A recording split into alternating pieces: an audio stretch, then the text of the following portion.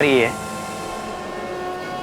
ईर्ष्या और द्वेष मनुष्य को राक्षस वृत्ति की ओर लेकर जाते हैं। ऐसा ही उर्वशी के साथ भी हो रहा था।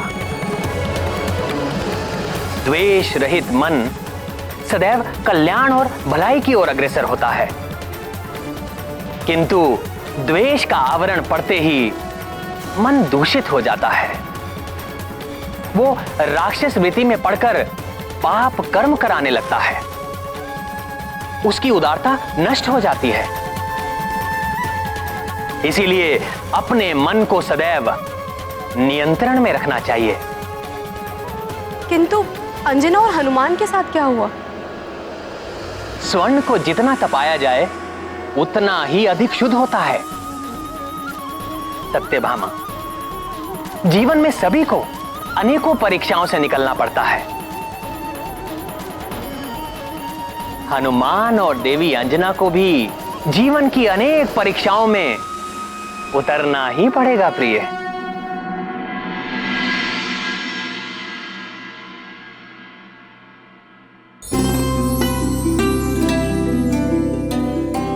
हनुमान, अब आज से तुम्हारी अक्षर ज्ञान की शिक्षा आरंभ होगी। अक्षर ज्ञान सीखकर तो मैं भी ज्ञानी हो जाऊंगा ना माँ? हाँ पुत्र, चलो श्री गणेश करते हैं। अब युवराज अभिषेक का विधिवत श्री गणेश करते हैं। श्री गणेश अर्थात? श्री गणेश का अर्थ होता है यदि कोई शुभ कार्य आरंभ करो तो सबसे पहले भगवान श्री गणेश को स्मरण करना चाहिए। उससे कार्य में कोई बाधा नहीं आती और कार्य भली भांति संपन्न हो जाता है। किंतु भगवान गणेश को ही क्यों स्मरण किया जाता है? यदि हम उनके माता पिता भगवान महादेव और माता पार्वती को स्मरण करें तो कार्य और भी अच्छी तरह से पूर्ण हो सकता है ना?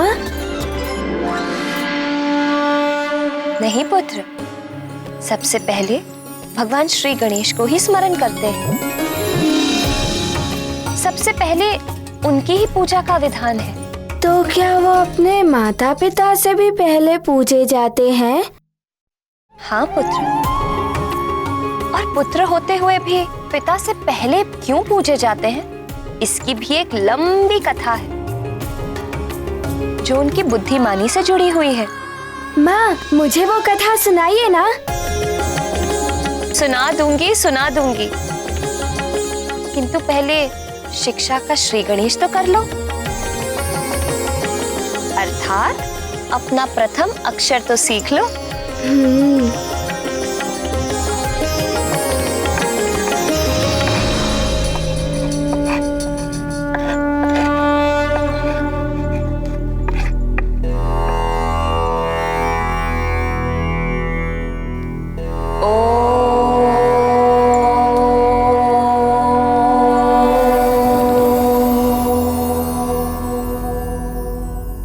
ओम ही ब्रह्मनाद है, इसी से यह सारा संसार बना है। सारा संसार? हाँ, अब तुम भी बोलो।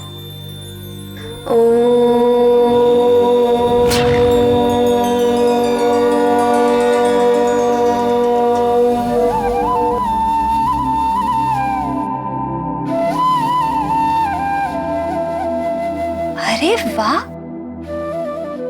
तुमने तो एक बार में ही सीख लिया। चलो, अब मैं तुम्हें इसे लिखना सिखाती हूँ।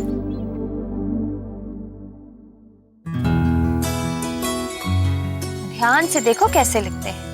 खड़िया को ऐसे घुमा के, फिर ऐसे, फिर ये, और फिर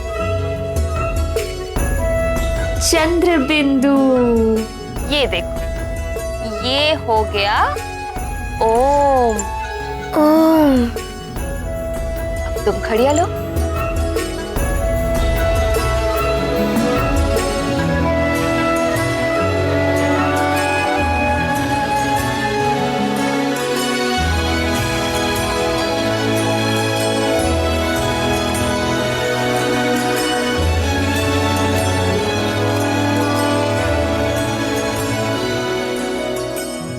फिर ये चंद्रबिंदु।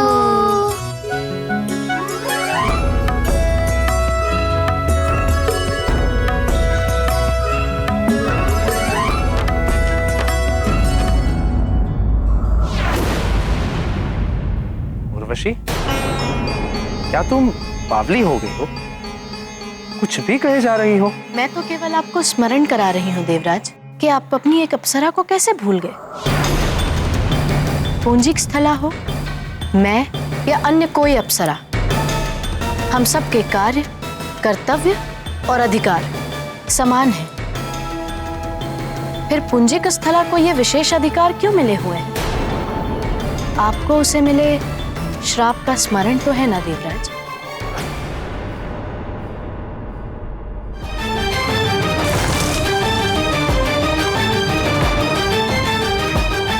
वानर बाहर नहीं, तेरे भीतर है। चाह तू भी वानरी हो जाएगी।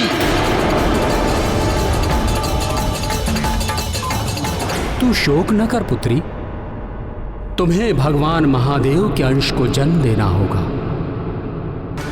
उसके कुछ काल पश्चात तुम्हें अपना अप्सरा रूप पुनः प्राप्त हो जाएगा।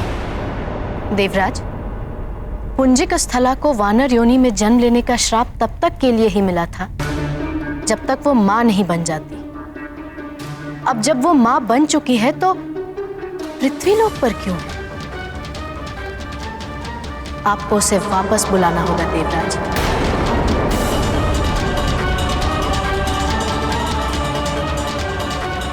और यदि आप उसे वापस नहीं बुलाते तो आप हम अप्सराओं को अप्सरा जीवन से मुक्ति दे दीजिए।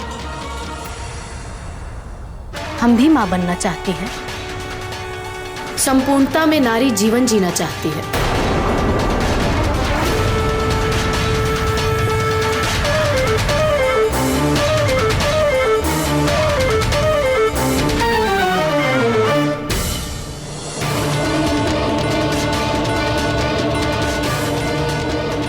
देखो उर्वशी, अपनी हट छोड़ दो।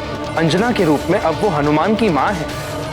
वो किसी की भी मां हो, उसे भी नियम का पालन करना होगा। यदि आपने एक के लिए नियम परिवर्तित किया है तो आपको हमारे लिए भी नियम परिवर्तन करना होगा।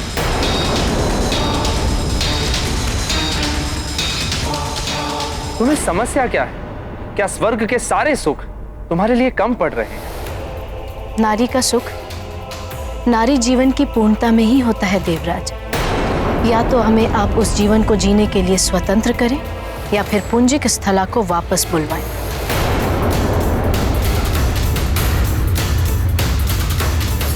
हमें भी स्वतंत्रता चाहिए देवराज, हम भी मुक्त होना चाहती हैं।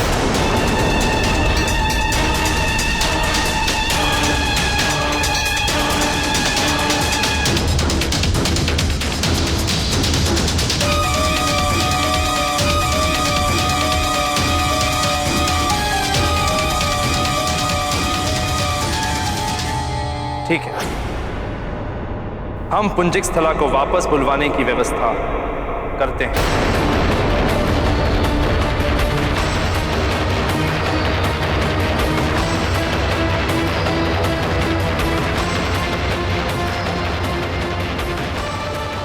उचित है देवराज। प्रणाम देवराज।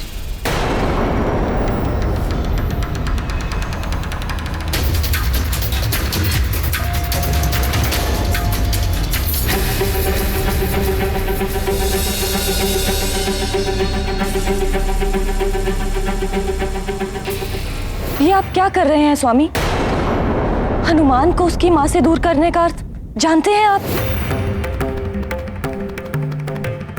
देवी शची, उचित होगा कि आप हमारे कार्यों में हस्तक्षेप ना करें। स्वामी, मैं तो केवल इतना कह रही थी कि हनुमान के कारण आपको पहले भी सबके सामने क्षमा मांगनी पड़ी थी। बस सची, अपना भला बुरा हमें किसी से सीखने की आवश्यकता नहीं है। राजकाज देखना हमारा काम, आपका नहीं।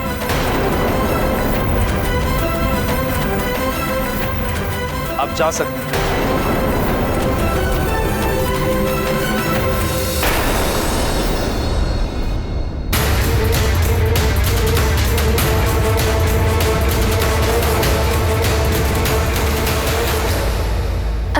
वाह माँ, इसे गोल गोल गोल करने से अक्षर बन गया। हाँ पुत्र, और इन अक्षरों को बनाते हुए जोड़कर शब्द बन जाता है। माँ, एक बार मैं स्वयं लिखूं? अवश्य पुत्र।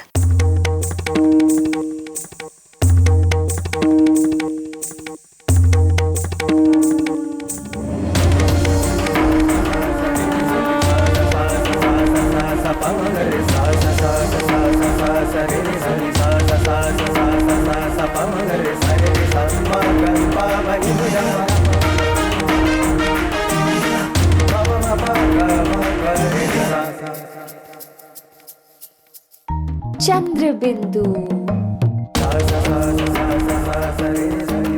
ये चंद्र बिंदु।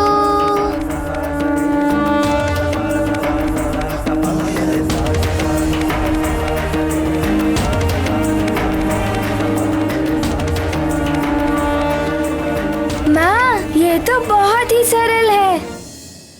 ये तो सिर्फ आरंभ है पुत्र।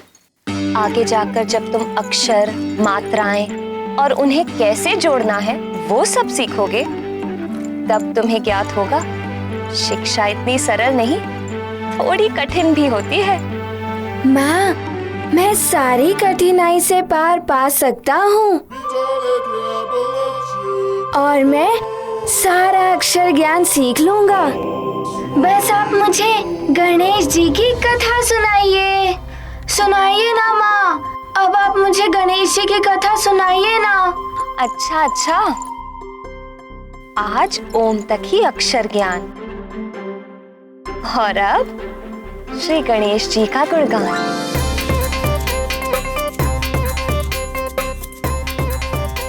माँ, मैं रख देता हूँ।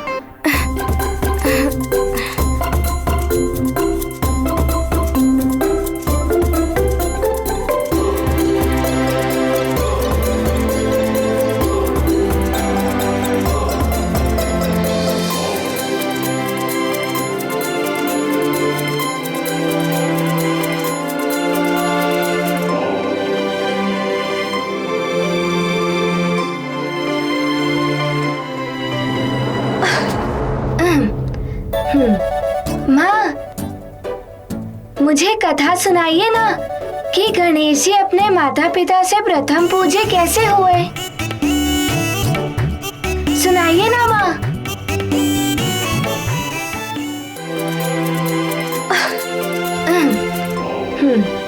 माँ, मुझे कथा सुनाइए ना कि गणेश जी अपने माता पिता से प्रथम पूजे कैसे हुए। सुनाइए ना माँ।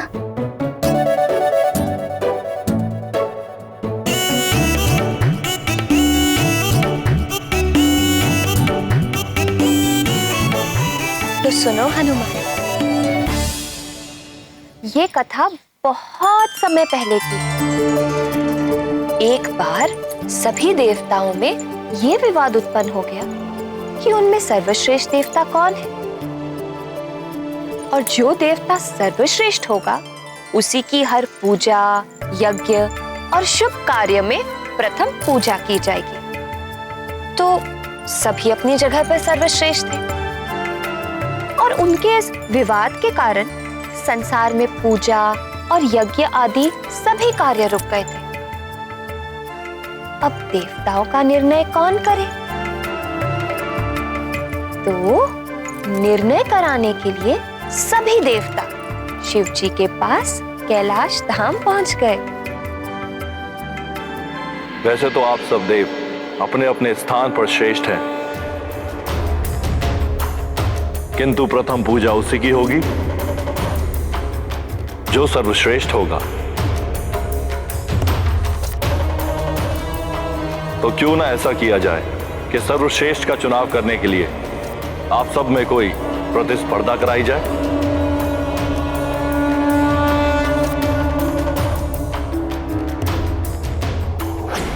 गणेश से कुछ होगा नहीं। यदि पिताश्री मुझे ध्यान में रखकर प्रतिस्पर्धा कराए तो आनंद आ जाएगा। प्रतिस्पर्धा यह है कि आप सब संसार की परिक्रमा लगाएंगे और जो सबसे पहले ये परिक्रमा पूर्ण कर लेगा वही सर्वप्रथम पूजा के योग्य माना जाएगा।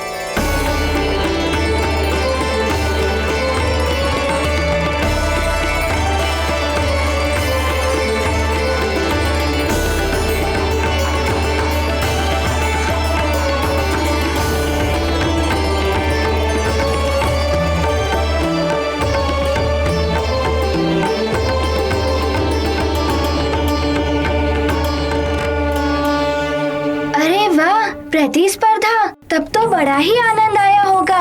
कौन विजयी हुआ? क्या हुआ? गणेश जी ने क्या किया? बताइए ना माँ, बताइए ना। बताती हूँ। फिर सभी देवता अपने अपने वाहन पर सवार होकर प्रस्तुत हो गए प्रतिस्पर्धा के लिए। शिव जी के पुत्र कार्तिकेय मयूर के ऊपर, वरुण देव मगरमच्छ पर,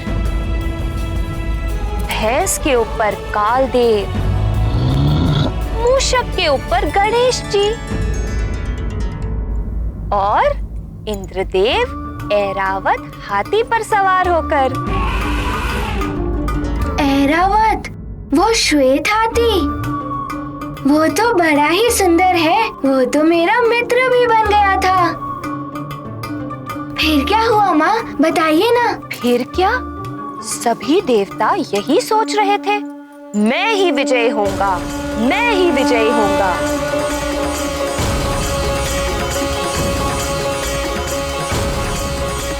कार्तिकेय, मेरे ऐरावत जैसी गति तो किसी के भी वाहन में नहीं है। ये तो प्रतिस्पर्धा के समय ज्ञात होगा देवराज।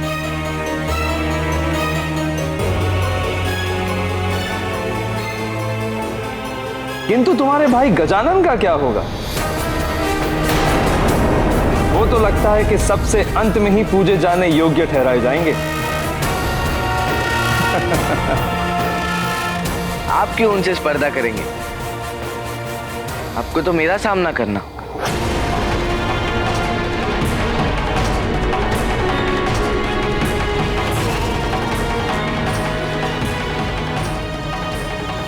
गणेश भैया, यदि आप कहें तो मैं आपका वाहन बनने को तैयार हूँ।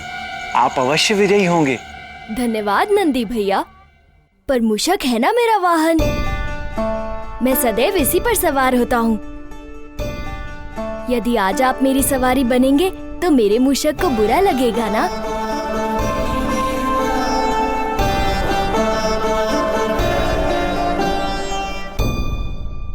माँ, गणेश जी ने मोदक की भावना का ध्यान रखकर गणेश जी ने अच्छा तो किया, किंतु वे नंदी जी की बात मानते तो और अच्छा होता ना। नहीं पुत्र, गणपति जी ने सत्य कहा, वाहन नहीं बदलते, पर किसी की सहायता से स्पर्धा में विजय प्राप्त करना भी अनुचित है।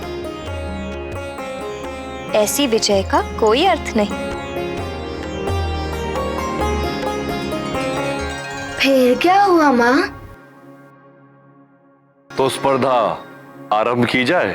हाँ महादेव। याद रहे, संसार की परिक्रमा लगानी है आप सभी को। जी पिताश्री। अवश्य महादेव। आप स्पर्धा आरंभ करने का संकेत दीजिए। हम सब तैयार हैं। नंदी। जो आज्ञा प्रभु।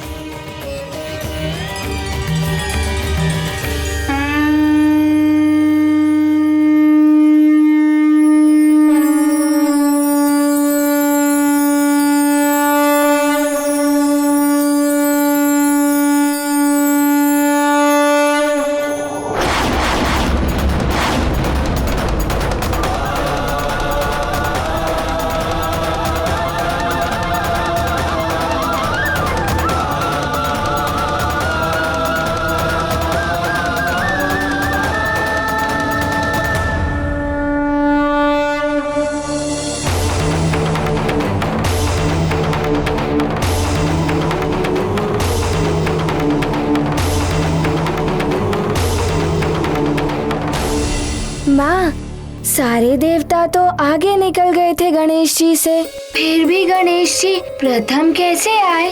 यही रहस्य तो नहीं समझ पाए अन्य देवता। रहस्य? इसमें कौन सा रहस्य है माँ? रहस्य ये है पुत्र कि वो स्पर्धा वाहन दौड़ की नहीं, अपितु बुद्धि की स्पर्धा थी।